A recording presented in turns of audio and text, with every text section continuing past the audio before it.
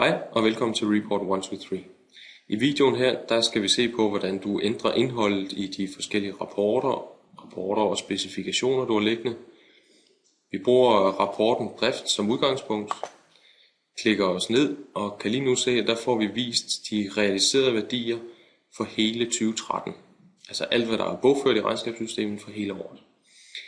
Her lige over tabellen, der har vi visningsvælgeren, hvor vi kan gå ind og så sige, nu har jeg egentlig et månedsfokus. Jeg vælger måned, kan se over til højre, der har jeg fat i maj måned 2013. Jeg kan ned i tabellen se, at jeg har fat på maj 2013 og maj 2012 og en afvigelse imellem de to måneder. Ved siden af, der har vi lagt værdierne ind med år til dato, altså i januar til og med maj for 13 og for 12 og en afvigelse. Jeg skal selvfølgelig skynde mig lige at sige, at år til dato vil følge jeres regnskabsår.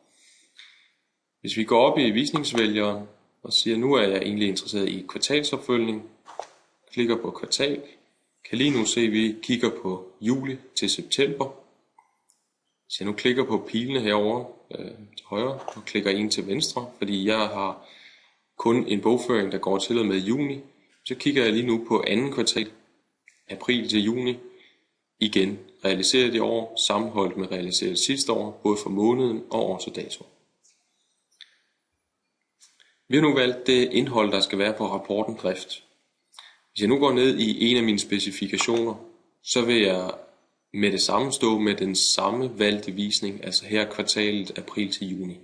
Nu kan jeg prøve her på min omsætningsgruppe med noget omsætning, gå ind og sige, at jeg har et fokus på måned, og det er ikke maj måned, jeg vil kigge på, jeg vil kigge på april måned.